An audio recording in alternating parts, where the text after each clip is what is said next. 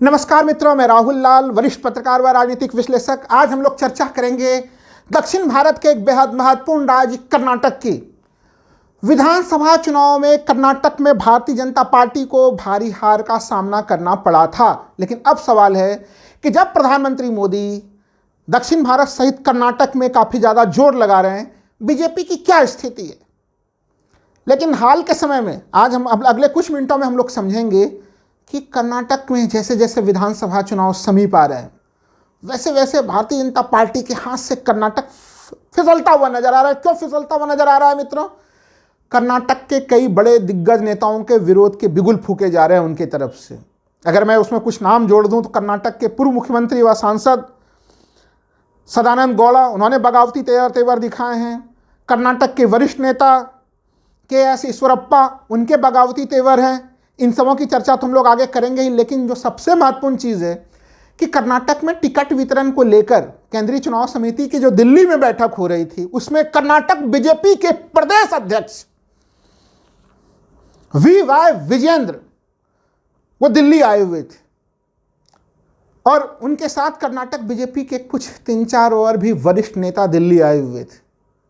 लेकिन यहां पे जो इनसाइड स्टोरी सुनेंगे मित्रों तो आप लोग हिल जाएंगे।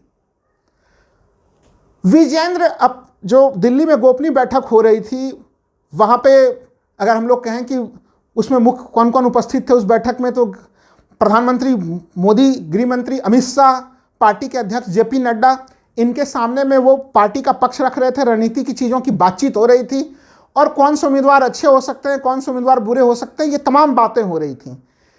जब इस प्रकार की बैठक केंद्रीय चुनाव समिति की होती है बीजेपी की, तो उसमें कुछ सूचनाएं होती हैं जो बता दिया जाता है कि आप बाहर बता सकते हैं। हालांकि वैसी सूचनाएं ना के बराबर होती हैं। तमाम गोपनीय बातें, आंतरिक रणनीति की चीज़ें होती हैं। लेकिन कर्नाटक बीजेपी के कुछ विभीषणों ने उन गोपनीय बातों को कर्नाटक में जाकर आम कर दिया। अब इसके दो चीज़ें बनी। जो गोपनीयता थी, एक तो रणनीति के स्तर पर गोपनीयता की चीज़ें थी, वो चीज़ें आउट हुई तो कांग्रेस उसका लाभ ले रही है। क्योंकि अगर आप एक रणनीति बना रहे हैं तो उसके काउंटर में कांग्रेस अपनी रणनीति बनाने में सफल है। और अब मित्रों, केवल गोपनीय रणनीति बाहर आती तब तो फिर भी पार्टी के लिए ज़्यादा खतरनाक नहीं थी। ज़्यादा खतरनाक स्थिति ये हुई कि विजेंद्र ने पार्टी आला कमान के सामने में जिन उम्मीदवारों की आलोचनाएं की, जिनके बारे में कुछ कमियों की गिनती कराई कि उनका प्रदर्शन अच्छा नहीं है, तमाम तरह की चीज़ें, उन सब वो चीज़ें उन प्रत्याशियों को पता चल गई और वहाँ पे वो प्रत्याशी भड़क उठे कि हमारी शिकायत आपने आला कमान के पास इस रूप में कैसे कर दी। इससे कर्नाटक बीजेपी में, जहाँ पे पहले ही कई सारे वरिष्ठ नेता भड़के हुए थे, वहाँ पे दूसरे भी वरिष्ठ नेता भड़क उठे। तो इन स्थितियों ने कर्नाटक में बीजेपी की स्थिति काफ़ी विकट बना दी। थोड़ा इसे और विस्तार से समझते हैं अगर, तो शुरुआत करते हैं हम लोग ईश्वरप्पा जी से। ईश्वरप्पा इस समय नाराज हैं और KS ईश्वरप्पा ने निर्दलीय चुनाव लड़ने की घोषणा कर डाली है। आप सोच के देखिए कि जो भारतीय जनता पार्टी, जहां कहा जाता है कि प्रधानमंत्री मोदी और अमित शाह, उनके वाक्य ही जो है कि आखिरी होते हैं, वहां पे ईश्वरप्पा ने खुलेआम चुनाव लड़ने की घोषणा कर दी है और वो भी भारतीय जनता पार्टी के अधिकृत प्रत्याशी के समक्ष। स्थिति कितनी बिगड़ गई है और कहां से चुनाव लड़ने की घोषणा की है, पहले वो समझ लेते हैं। ईश्वरप्पा ने जो चुनाव लड़ने की घोषणा की है वह की है कर्नाटक के शिवमोगा सीट से। अब शिवमोगा किनका गृह जनपद है वो भी हम लोग समझेंगे, लेकिन सबसे महत्वपूर्ण चीज़ यह है कि सोमवार को माननीय प्रधानमंत्री नरेंद्र मोदी जी की शिवमोगा में रैली हुई थी और ईश्वरप्पा उस रैली में अनुपस्थित थे। प्रधानमंत्री के रैली में ईश्वरप्पा अनुपस्थित हो जाते हैं। जो मुख्य मीडिया है वो आपको यह सूचना नहीं देता है वो कि कितनी बड़ी जो है कि बीजेपी के भीतर जो है कि वहाँ पे ज्वालामुखी और चिंगारी जो है कि वो सामने में नजर आ रही है, लेकिन वो आपको जानकारी नहीं मिलती। अब शिवमोगा सीट कितना संवेदनशील सीट है वो येदियुरप्पा जी के लिए, कि येदियुरप्पा का वो गृहनगर है वो। ऐसे स्थिति में स्थिति की गंभीरता को देखते हुए येदियुरप्पा जी दिल्ली पहुंच चुके हैं कि मनाने के लिए कि कैसे ईश्वरप्पा को मनाया जाए। देखिए, सबसे महत्वपूर्ण चीज़ ये है, कर्नाटक भारतीय जनता पार्टी के लोकसभा के लिए काफ़ी महत्वपूर्ण राज्य है। कर्नाटक में लोकसभा की 28 सीटें, 2019 के लोकसभा में 28 में से 25 सीटें भारतीय जनता पार्टी जीत गई थी। लेकिन विधानसभा चुनाव के बाद से पहले से ही पार्टी काफ़ी कमज़ोर हालत में बीजेपी वहाँ पे पहुँच चुकी थी। और एक कहावत हम लोग सुनते हैं, डूबते को तिनके का सहारा। वहाँ पे तिनके के सहारे में कौन थे? तिनके के सहारे में नाम आता था सदानंद गौड़ा जी का, तिनके के सहारे में नाम आता था ईश्वरप्पा जी का। लेकिन अब तो बीजेपी की स्थिति ये हो गया कि जब से इन नेताओं ने विद्रोह का बिगुल फूंक दिया है तो बीजेपी के लिए स्थिति ये हुई कि उनको बचने के लिए तिनके का सहारा भी नहीं मिल रहा है। कर्नाटक में बीजेपी को आज के समय में डूबता हुआ जहाज कहना भी अतिशयोक्तिपूर्ण चीज हो जा रही है इस संदर्भ में। ईश्वरप्पा जी की नाराजगी क्यों थी? ईश्वरप्पा की नाराजगी का मुख्य कारण था वो अपने बेटे के लिए टिकट की मांग कर रहे थे। उनके बेटे का नाम है के.ई. कंटेस। वो हावेरी सीट से लड़ना चाहते थे, लेकिन बीजेपी ने उन्हें हावेरी सीट से टिकट देने से मना कर दिया और वहाँ पे पूर्व सीएम बसवराज बोम्मई को टिकट दे दिया और वो नाराज हो गए वहाँ से और उन्होंने बिगुल फूंक दी शिवमोगा सीट से। तो एक तरफ बीजेपी के वरिष्ठ नेताओं की तरफ से तमाम आपाधापी की स्थिति, दूसरी तरफ अब हम लोग थोड़ा कांग्रेस को देखें।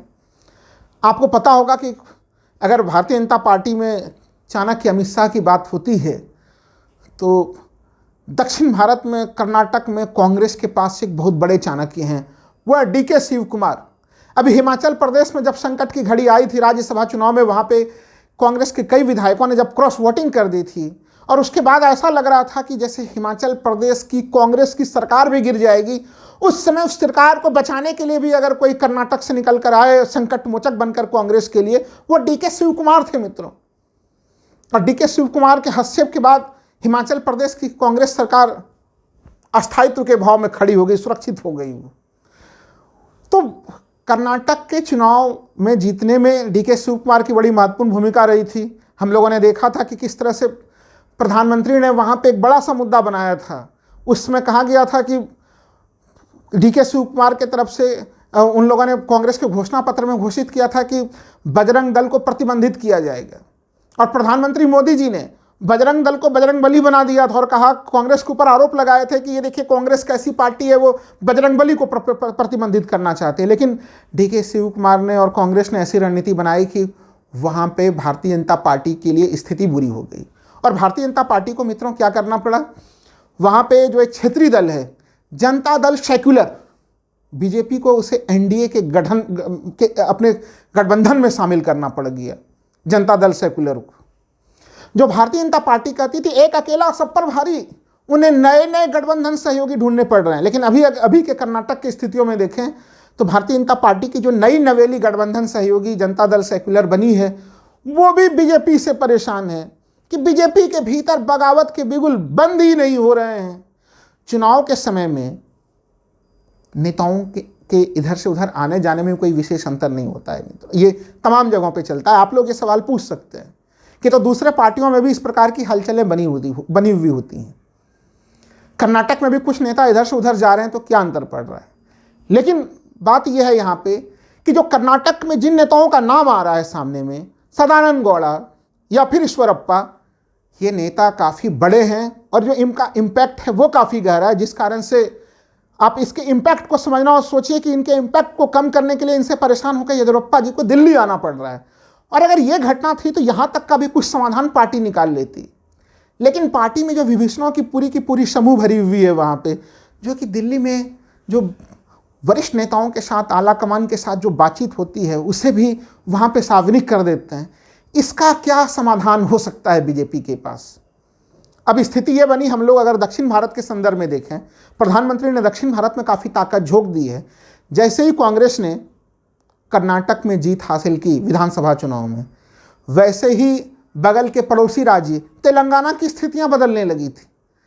तेलंगाना में ये माना जा रहा था पहले कि तेलंगाना राष्ट्र समिति, जिसका नाम अब भारत राष्ट्र समिति हो गया है, वहाँ पे एंटी इनकम्बेंसी फैक्टर काफ़ी ज़्यादा होगा, तो उसका सामना करने के लिए भारतीय जनता पार्टी जो वहाँ की विपक्षी दल मुख्य बनी हुई थी, वो जो है कि सत्ता में आ जाएगी।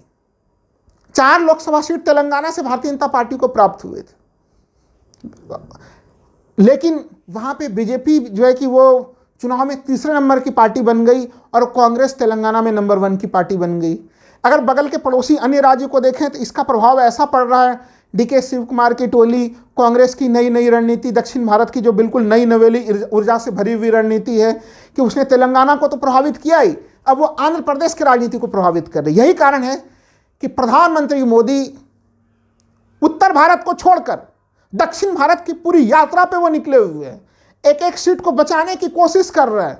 प्रधानमंत्री मोदी जहां रैली कर रहे हैं, लेकिन उनके रैली में ही ईश्वरप्पा जैसे बड़े नेता ना आके खुलेआम चुनौती दे रहे हैं प्रधानमंत्री को।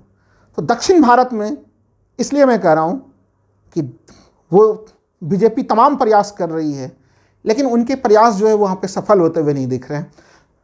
दक्षिण भारत में कहा जाता था कि कर्नाटक जो है कि वो बीजेपी के लिए जो है कि वो दक्षिण के द्वार खोलती है, लेकिन आज के समय में स्थिति मित्रों ये हो गई है कि दक्षिण के द्वार, तो आप द्वार की बात तो बहुत बड़ी बात हो जाएगी, दरवाज़ा खुलने की बात, वहाँ पे कहीं खिड़की खुलने की भी गुंजाइश नज़र नहीं आ रही है। स्थितियाँ एक अलग जगह में जा रही हैं, जिससे संकेत बड़े स्पष्ट मिल रहे हैं कि 2014, 2019 उन सब स्थितियों को रिपीट करना अब बीजेपी के लिए आसान नहीं है। धन्यवाद मित्रों।